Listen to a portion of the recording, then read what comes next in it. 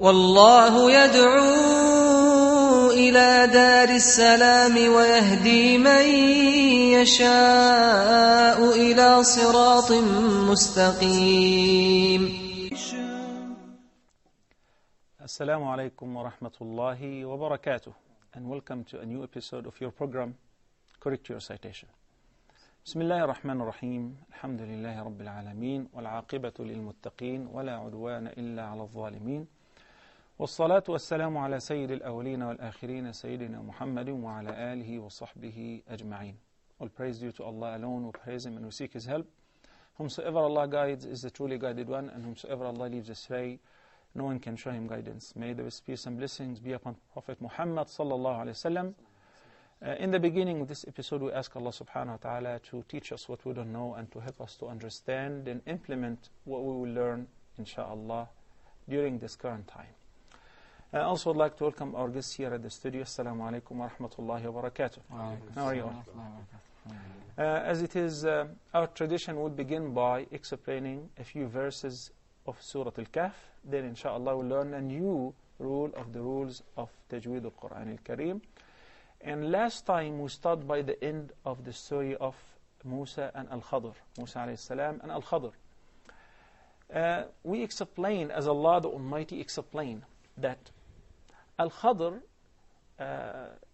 exhausted all the different ways with Musa alayhi salam, and Musa alayhi salam have consumed all the chances, and he made a vow. He said, if I ever ask you afterward about the interpretation of anything before you take the initiative and interpret it to me, then this is going to be a separation between me and you. And it was the third one, the reconstruction of the world. Then Al-Khadr said, هذا فراق بيني وبينك سأنبئك بتأويل ما لم تستطع عليه صبرا. And that is verse number 78. We already went through the explanation of the story and how Al-Khadr removed the confusion which was in the mind of Musa alayhi salam, as well as us as audience or reciters. But there are a couple of things that I wanted to pause by before we begin explaining the new story of Dhul Qarnayn, which is, examine verse number 78. The verse says what, Ahmed? It says, سَأُنَبِّئُكَ بِتَأْوِيلِ مَا لَمْ تَسْتَطَعْ عَلَيْهِ صَبْرًا. The verb تَسْتَطَعْ. So it spells as ta, sin, ta, ta, then ayn. When we go to verse number 82, after he finished explaining and removing the confusion which was in the mind of Moses alayhi salam, he said, ذَلِكَ تَأْوِيلُ مَا لَمْ تَسْطِعْ عَلَيْهِ صَبْرًا. And it spells as ta, sin, ta, ayn. So basically, in verse number 82, we do not find the letter ta that precedes the ta. And there was a question, why? While in English, when we come to translate the two words, we'll say what? Could not. مَا لَمْ تَسْتَطِعْ, could not. مَا لَمْ تَسْتَعْ, could not. So basically, in Arabic, what is the difference? And the Quran is the most eloquent word. It is the word of Allah subhanahu wa ta'ala. In the Arabic grammar, the structure of the word, when it is increased, it indicates the intensity of the meaning. So basically, when Musa alayhi salam was still unaware of the solution of this confusion and the explanation of what he have seen, the matter was very confusing, was very difficult. So that's why Allah have used a word in its form, in the verbal form, which indicates its intensity, its difficulty and hardship. And that's why I said, تَسْتَطِعْ, تَسْتَطِعْ. Then later on, after Al-Khadr explained to Musa alayhi salam what was the reason behind the three incidents, and Musa alayhi salam realized that there was a wisdom behind each and single incident, it was very easy for him to absorb it. It was very easy for him to accept it with pleasure, and that's why he have used a less intense verb or a milder form of the verb, which is tasta, without the letter ta. In the following story of Dhul Qarnayn, we will meet another catch concerning the scaling or digging a hole in the wall, which Dhul Qarnayn will construct as a dam to separate between Gog and Magog and the regular people, and we'll explain it whenever it is due, inshaAllah. A few more things. We said in verse number 71, the first incident, when Al-Khadr broke the ship, Yes. or intended to damage it, as it appeared, Musa alayhi salam objected by saying, لَقَدْ جِئْتَ شَيْئًا إِمْرَةً. This is an evil act. But when he killed the boy, he said, لَقَدْ جِئْتَ شَيْئًا نُكْرًا. This is seriously an evil act. So both of them are wrongdoing, but he have used more intense description or trait to describe the intensity of the act of Al-Khadr, which he did not basically understood. Then there is another thing. During the explanation of the three incidents, Al-Khadr, peace be upon him, said, فَأَرَدْتُ أَنْ أَعِيبَهَا. He explained, as we said before, that the ship belonged to some poor people, and there was a tyrant king on the way that if he would have seen the ship intact and whole as it appeared new, he would have confiscated it for himself. So he deliberately wanted to damage it or make it appear as damaged or defective.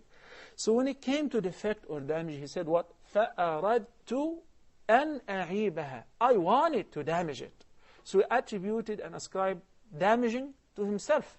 Why? We all know that he did not do anything but through inspiration from Allah subhanahu wa ta'ala.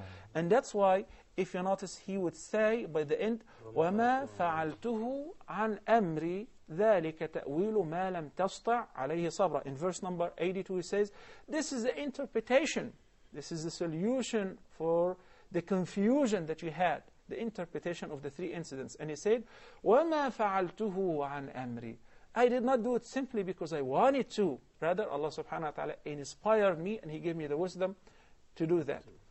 That's why it explains when they were both on board of the ship, that Al-Khadr notes that there is a bird that put its beak in the water.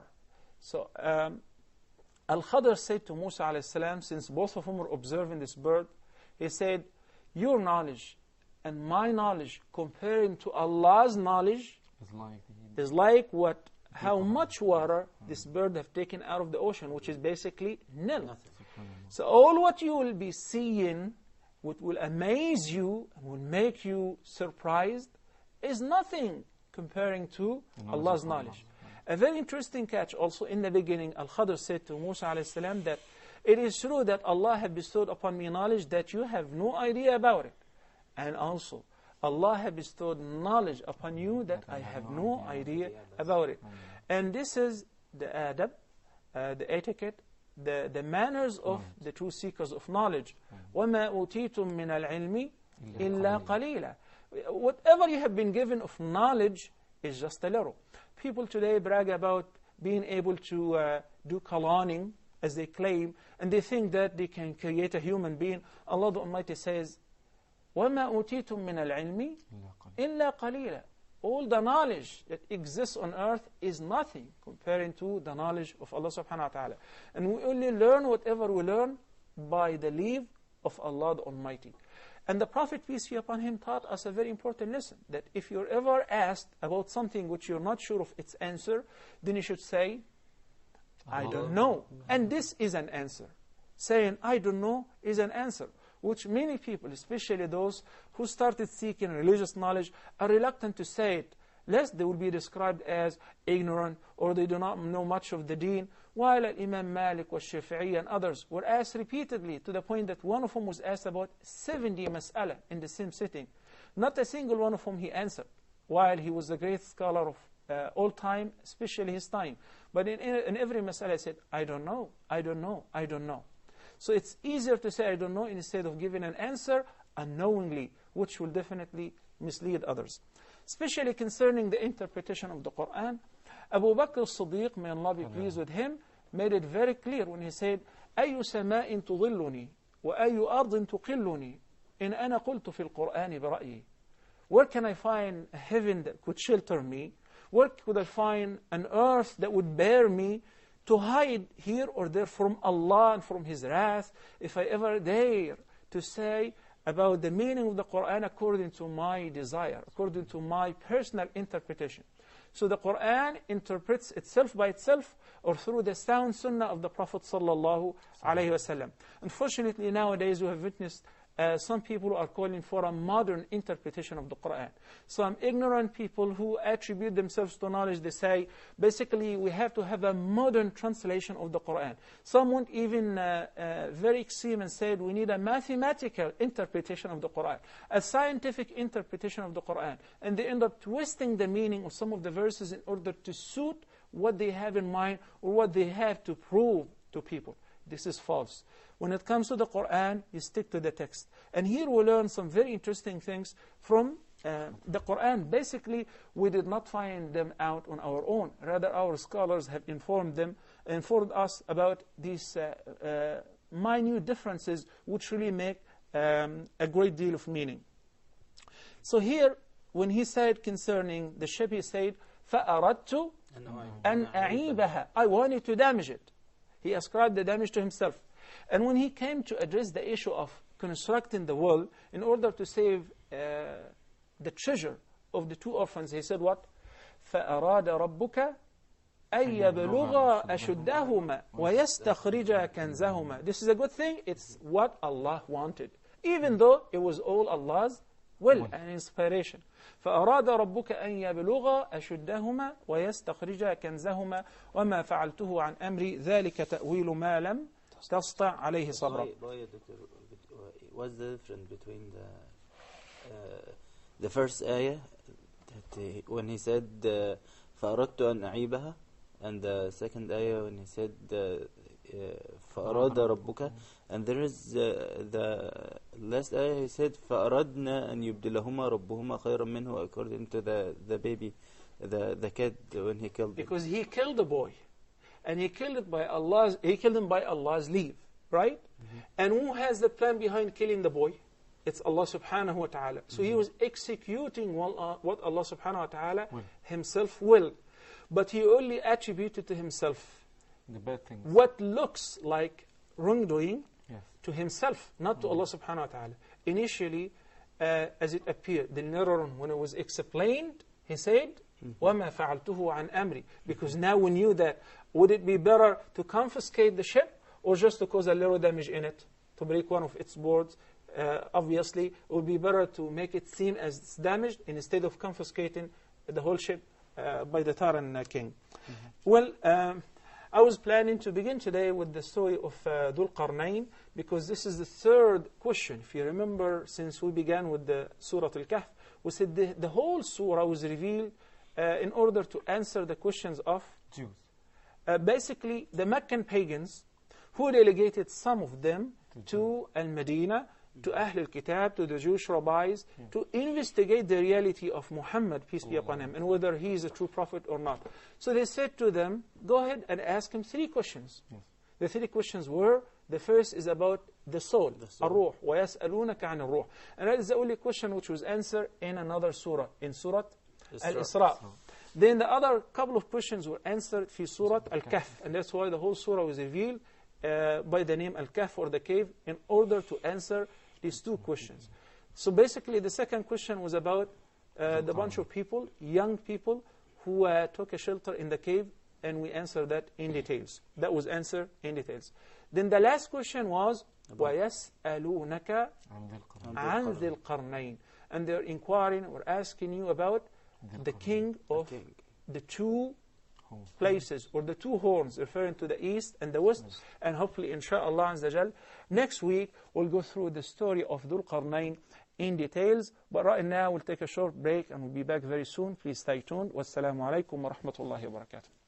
Recite it every day and do read it loud.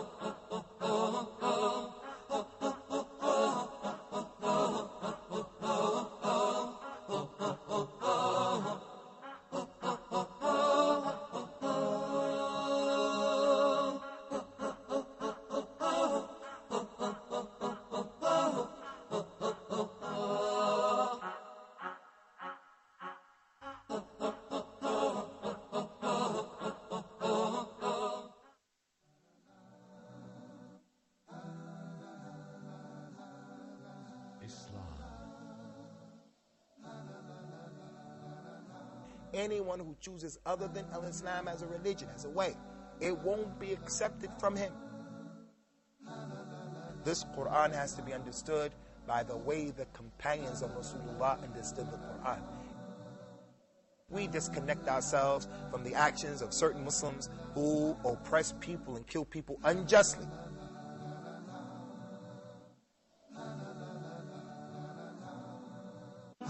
Recite it every day and do read it loud.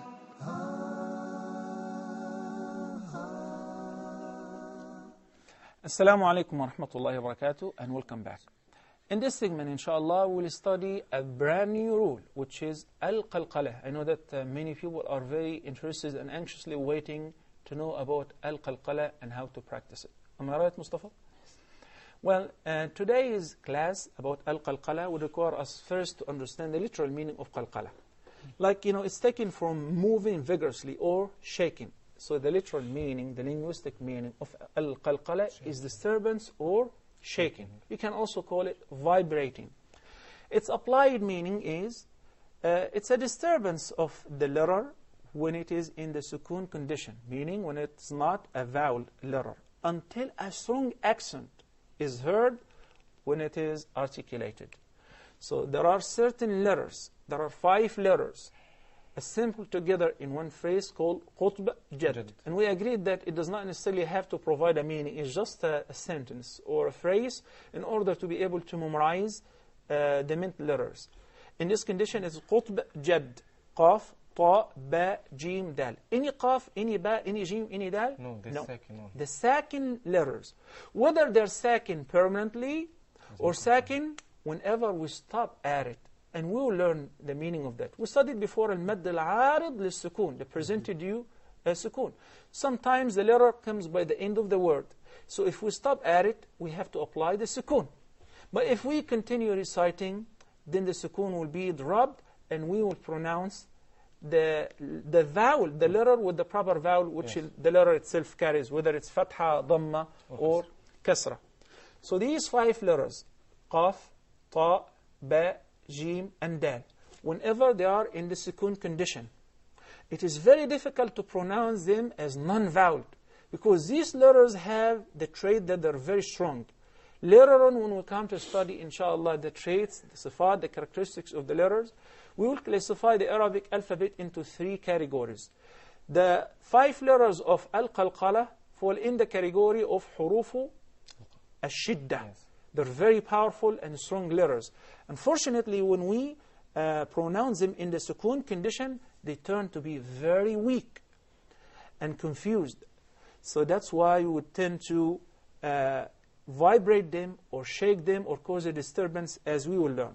So why they were called, or the hukm was called qalqala? Because it produces the strongest sound.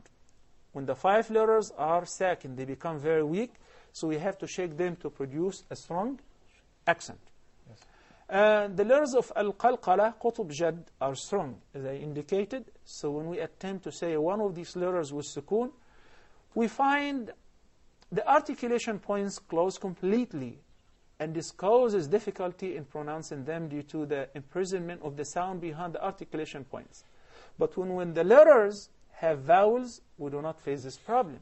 So that's why, due to the difficulty in pronouncing these letters in the state of sukoon, they're articulated as vowel, yet we do not literally or really pronounce the vowel, but without any corresponding movement of the mouth and the jaw that's associated with the vowel letters.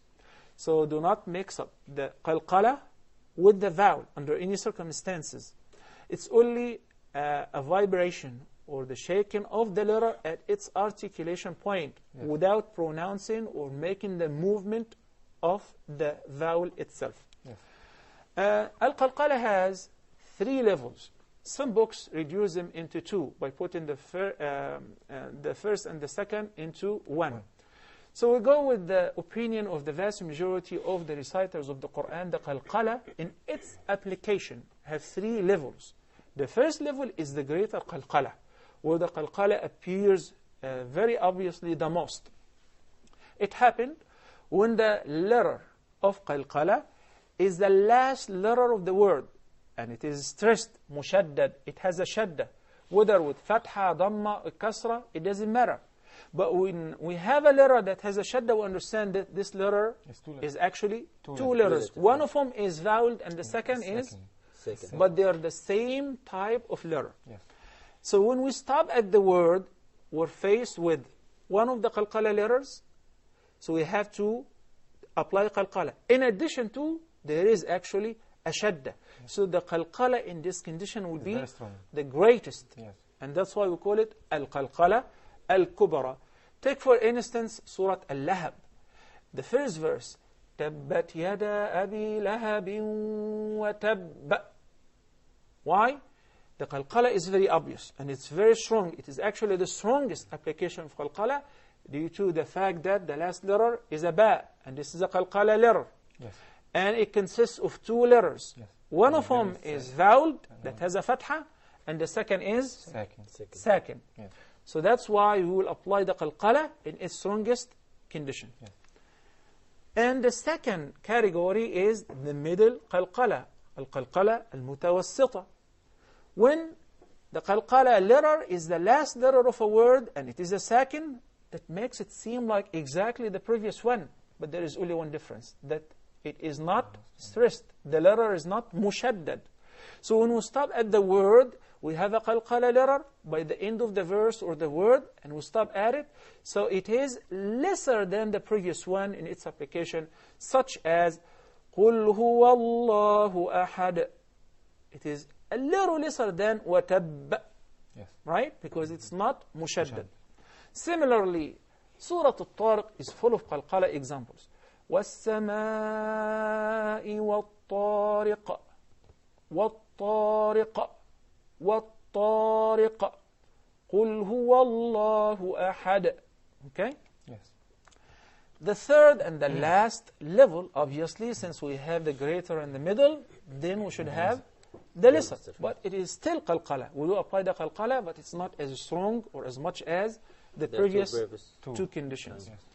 It happens when the qalqala letter is the middle letter of a word, and we're not stopping on that word. Rather, whether it is the middle letter of the word or the last letter of a word, but we're not stopping at the word. Rather, we're continuing. So even if it is the last letter, Mustafa, of a word, but we're continuously reading, what happens, it would sound as if it is the middle. Yes. Exactly. So we'll treat these two conditions as one category, and that is the lesser qalqala.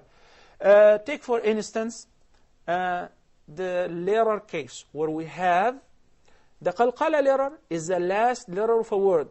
But guess what? We're not stopping at it. So it is not the middle qalqala. Then it will be a letter lesser. Such as in the beginning of Surah Al-Mu'minun, قَدْ أَفْلَحَ الْمُؤْمِنُونَ, or قَدْ أَفْلَحَ مَنْ تَزَكَّى. I did not stop at قَدْ. Had I stopped, it would have been قَدْ. Yes. But when I continue, Mustafa, the qalqala will sound a little lesser. قَدْ أَفْلَحَ, because I just applied the qalqala, the shaking or the vibration, the disturbance, then I move by very fast without stopping. قَدْ أَفْلَحَ مَنْ تَزَكَّى قَدْ أَفْلَحَ الْمُؤْمِنُونَ. And the first condition is when I have the qalqala letter, any of the 5 letters. Do you remember them? Qaf, Qaf, Ta, Ta, Ba, Ba, Jim, Jim, Dal. and Dal. And together a symbol in one phrase, Jadin. Qutb, Jad. Perfect. So I will take for instance the letter Ta. وَيُطْعِمُونَ وَيُطْعِمُونَ وَيُطْعِمُونَ. Okay? I do not stop at the letter a lot, and I do not pronounce it as sakin. There now we need to speak about a very interesting thing, which is basically the scholars differ whether the sound of the qalqala comes from the previous vowel, taking the sound of the previous vowel. I said it would not adopt a vowel, but it would just take the move. It would form the move of the previous vowel, and that is the opinion of the vast majority of the reciters. Well, it is not really the preferable opinion. The more right opinion is that normally al-qalqala would take the move of the vowel fatha without applying fatha. And that's why, look at me saying ويطعمون الطعام, and قد, but without saying fatha. So it is not قدا, Yes. it is قد أفلح المؤمنون, قد أفلح من تزكى. Just opening the mouth, Sheikh. Exactly, and shaking the letter at its articulation point. Yeah. The best examples are in Surah Al-Ikhlas. Almost. Yes. بسم الله الرحمن الرحيم قل هو الله أحد أحد Yes. الله الصمد لم يلد ولم يولد. Okay, now when I say لم يلد ولم يولد, the first يلد, there is a dal, falls under which category? The greatest? The lesser. The lesser. Why? Because it's in the middle of There's no the stop between on it. two words, and we're not gonna stop. Exactly, even though it falls, the letter يلد fell by the end of the word يلد, but I'm continuously reciting, And it so has I no did not shadda. stop. It will be treated as if it is in the middle of the word. The lesser degree of qalqala. لم يلد ولم يولد, and the last يولد is the very middle, wrong. The middle, qalqala. kind of. ولم يكن له كفوا أحد. Same. Tawassut. Well, brothers and sisters, we're ready to practice with the remaining part of Surah Al-Kahf. Hopefully, inshallah, in a few episodes, we'll get to wrap up the whole surah. And we'll take just a short break, and we'll be back very soon, so please stay tuned. Recite it every day and do read it loud.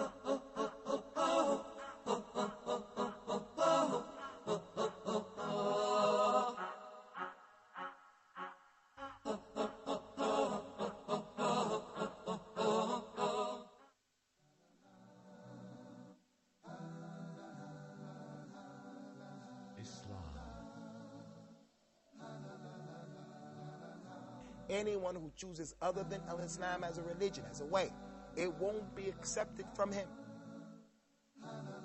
This Quran has to be understood by the way the companions of Rasulullah understood the Quran. We disconnect ourselves from the actions of certain Muslims who oppress people and kill people unjustly.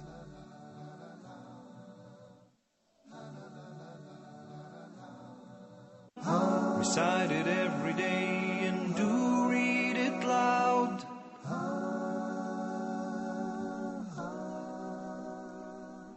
Assalamu alaikum wa rahmatullahi wa barakatuh, and welcome back. Inshallah, in this segment, we're ready to practice whatever we have learned today, in addition to all what we have been learning in the past episodes. In order to join us live, you may call us at area code 002-0238-555-248 or 249. And I bet you the number should appear on the screen as well. Last time we paused at verse number 93. But in order to recite the story and keep its integrity, we will begin with verse number 83 to recite the entire story, the story of Dhul Qarnayn, which inshallah, beginning next episode, will explain its meaning. So let's recite a few verses. And inshallah, you repeat after me until we have any of the viewers call us live to correct the recitation. And inshallah, I'll be listening to yours and examine the rules of tajweed which we studied in the past in the verses, inshallah, which we'll be reciting. أعوذ بالله من الشيطان الرجيم. أعوذ بالله من الشيطان الرجيم. ويسألونك عن ذي القرنين قل سأتلو عليكم منه ذكرا. ويسألونك عن ذي القرنين قل سأتلو عليكم منه ذكرا. إنا مكنا له في الأرض وآتيناه من كل شيء سببا. إنا مكنا له في الأرض وآتيناه من كل شيء سببا. فأتبع سببا. حتى إذا بلغ مغرب الشمس وجدها تغرب في عين حمئة ووجد عندها قوما. حتى إذا بلغ مغرب الشمس وجدها تغرب في عين حمئة ووجد عندها قوما. قلنا يا ذا القرنين إما أن تعذب وإما أن تتخذ فيهم حسنا. قلنا يا ذا القرنين إما أن تعذب وإما أن تتخذ فيهم حسنا. Inshallah, we'll take this phone call, then we'll resume after that. Brother Muhammad out of Egypt, Assalamu alaikum wa rahmatullahi wa barakatuh, and welcome to the program. How are you, Sheikh? Alhamdulillah wa shukrillah. Please go ahead and recite beginning with verse number 83, the beginning of the story of Dhul Qarnayn. أعوذ بالله من الشيطان الرجيم. ويسألونك عن ذي القرنين قل سأتلو عليكم منه ذكرا. إنا مكنا له في الأرض وآتيناه من كل شيء سببا. فأتبع سببا حتى إذا بلغ مغرب الشمس وجدها تغرب في عين حمئة ووجد عندها قوما. حمئة ووجد, make sure the غنة is 2 counts. حمئة ووجد عندها قوما.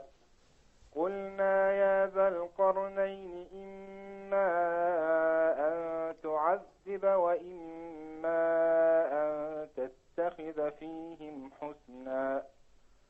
قال أما من ظلم فسوف نعذبه ثم يرد إلى ربه فيعذبه عذابا نكرا. صدق الله العظيم. جزاك الله خيرا وبارك الله فيك. I just have a little comment on this beautiful recitation. The word al-ard.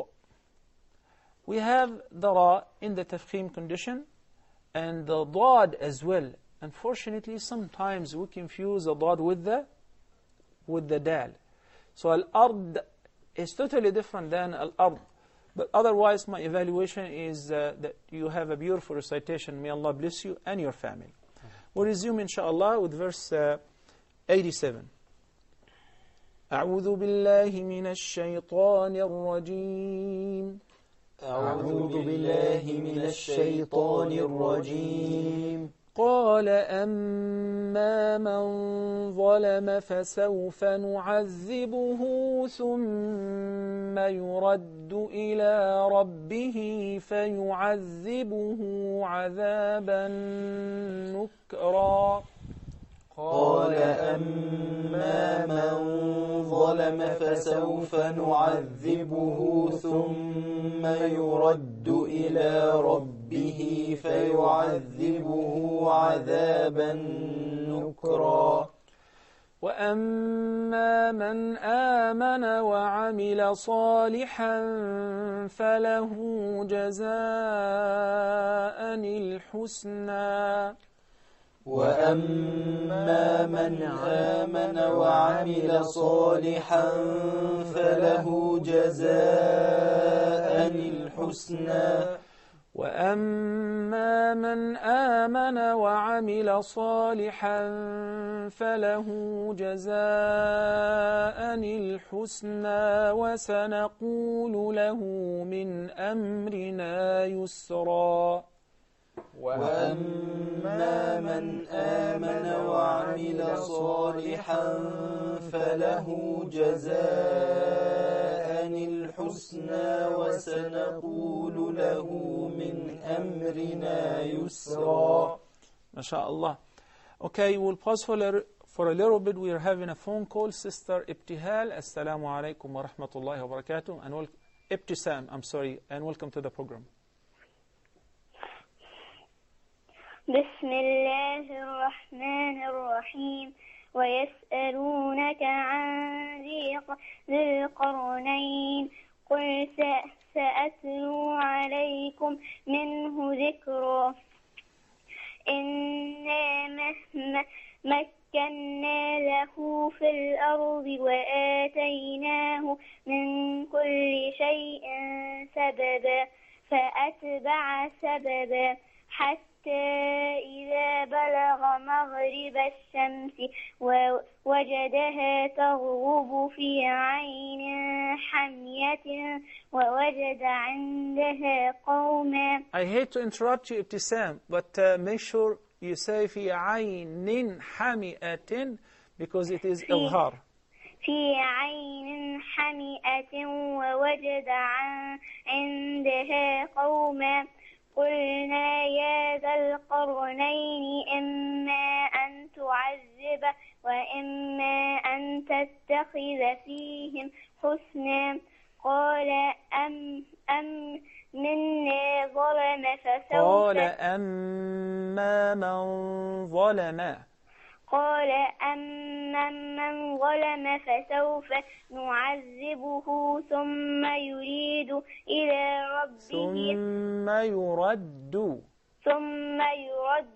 إلى ربه فيعذبه عذابا نكرا. Ibtisam, may I ask how old are you? 11. ما شاء الله. بارك الله فيك. May Allah bless you and your parents. And I'm very happy with your phone call today, and I hope that inshallah you will be a regular caller. Inshallah we'll take another call from Jordan. Majd, assalamu alaikum wa rahmatullahi wa barakatuh. Wa alaikum assalam wa rahmatullahi wa barakatuh. How are you, Majd? Fine. Alhamdulillah, shukla. Again, I continue from verse number 78. قال أما من ظلم.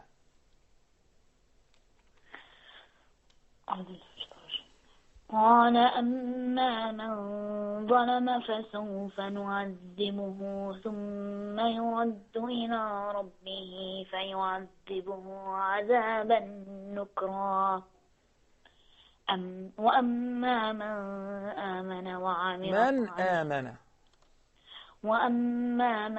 آمن وعمل صالحا فله جزاء الحسنى وسنقول له من أمرنا يسرا ثم أتبع سببا حتى إذا بلغ مطلع الشمس وجدها تطلع على قوم لم نجعل لهم من دونها سترا. Majd, mashallah, very beautiful recitation. I just want to bring to your attention a very important thing. You're aware of the concept of ghunnah, right? There are certain letters who are always attached with the ghunnah, such as al-mim wal-noon, especially with the shadda. And also the ghunnah applies in certain conditions, such as in the case of idgham and ikhfa, right? Make sure we do not apply the ghunna in all the letters. Open up your nostrils. So you do not pronounce or read the Quran with ghunna all the time. The ghunna will be only applied in the previous conditions which I just mentioned. So open up your mouth and do not involve the khayshum or the nostrils in every recitation. Okay? Try to apply this inshallah in the next verses. يلا ثم أتبع سببا. ثم أتبع سببا. Much better. حتى إذا بلغ مطلع الشمس وجدها تشرق على قوم وجدها تطلع على قوم لم نجعل لهم من دونها سترا. I can tell that you're understanding what you're reading. In order to switch the word تطلع with تشرق, that means you really know what you're reading. Very good. But it is تطلع as you corrected it. Continue. كذلك وقد أحطنا بما لديه خبرا. Remember, there is a qalqala. The ta, qutub, jad. So the ta is in the middle and it has a sukun. Yes, it is a lesser degree of qalqala, but there is a qalqala. So that's why you should say كذلك وقد أحطنا. So the dal, قد أحط, and the ta, أحطنا, and then خبرا, the ba. So you have three qalqala letters in this verse. Again the verse. كذلك وقد أحطنا بما لديه خبرا. Beautiful, but remember, Majd, what I said. The qalqala would not adopt the vowel of the previous letter. So I would not say khubura. This is just a qalqala, non-vowel letter. It's just a vibration on the second letter. So you should say khubara, khubara. كذلك كذلك وقد أحطنا بما لديه خبرا. Beautiful. Jazakallahu khairan, and thank you so much. Appreciate your participation. May Allah bless you and your family. And keep doing the good work. Okay. We stopped at what verse? Verse number? Okay. We will, let's go to verse number 89. أعوذ بالله من الشيطان الرجيم. أعوذ بالله من الشيطان الرجيم. ثم أتبع سببا. ثم أتبع سببا. حتى إذا بلغ مطلع الشمس وجدها تطلع على قوم لم نجعل لهم من دونها سترا. حتى إذا بلغ مطلع الشمس وجدها تطلع على قوم لم نجعل لهم من دونها سترا. How many qalqala cases we had in this verse? Mustafa? 4. And point them out. The first one تطلع. The first one is بلغ مطلع الشمس. مطلع. So the ta is a qalqala letter and it is in the middle. So this is the lesser qalqala. Yes. Then تطلع, the ta is in the middle and that's another lesser qalqala. Sister Idris from Nigeria. Assalamu alaikum wa rahmatullahi wa barakatuh and welcome to the program. Wa alaikum assalam. Assalamu alaikum, Sheikh, brother. Wa alaikum assalam wa rahmatullahi wa barakatuh. Would you please recite from verse number 87? Naam. And put down the volume on your TV set, please. أعوذ بالله من الشيطان الرجيم.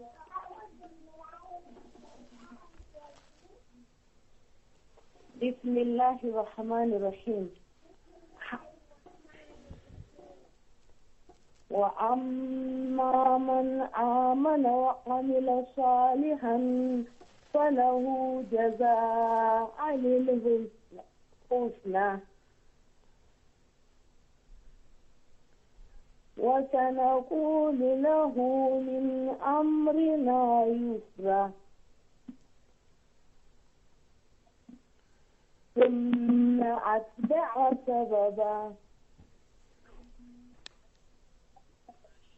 حتى إذا بلغ مطلع الشمس وجدها تطلع على قوم لم نجعل لهم من دونها سترا كذلك وقد أحدنا بما لديه كبرا. ما شاء الله. ثم أتبع سببا حتى إذا بلغ بين السدين وجد من دونهما قوما لا يكادون يفقهون قولا. جزاكم الله خيرا. Thank you so much for your effort and for calling all the way from Nigeria. Barakallahu fikum, Sister Idris. And now we'll resume, inshallah, from verse number 91. كذلك وقد أحطنا بما لديه خبرا. كذلك وقد أحطنا بما لديه خبرا. ثم أتبع سببا. ثم أتبع سببا. حتى إذا بلغ بين السدين وجد من دونهما قوما لا يكادون يفقهون قولا. حتى إذا بلغ بين السدين وجد من دونهما قوما لا يكادون يفقهون قولا. قالوا يا ذا القرنين إن يأجوج ومأجوج مفسدون في الأرض فهل نجعل لك خرجا. قالوا يا ذا القرنين إن يأجوج ومأجوج مفسدون في الأرض فهل نجعل لك خرجا. فهل نجعل لك خرجا على أن تجعل بيننا وبينهم سدا. فهل نجعل لك خرجا على أن تجعل بيننا وبينهم سدا. And there are two qalqalas in this verse. The first in فهل نجعل. Can you just imagine if we were not applying the qalqala, how would it sound? نجعل. You kill the letter. And that's why this letter would be batted. So the qalqala would revive the letter because al-jim, similar to the rest of the 5 letters of the qalqala letters, is naturally strong. It's not used to be hidden. It's not used to be quiet and silent. And that's why the qalqala would bring it back to life. So compare between naj'al and naj'al. Yes. Naj'al. We have another phone call from Nigeria, and that will be the last call since we're running out of time. In the last couple of minutes, Sister, proceed on. Assalamu alaikum wa rahmatullahi wa barakatuh. Sister Shafia, assalamu alaikum. Thank you for calling, sister. Go ahead. Jazakallah Shaykh for a wonderful program. Wa jazakum. Thank you so much. You want to recite from verse number 90? Number 90. Please. كذلك. أعوذ بالله من الشيطان الرجيم. بسم الله الرحمن الرحيم. كذلك وقد أحطنا بما لديه خبرا.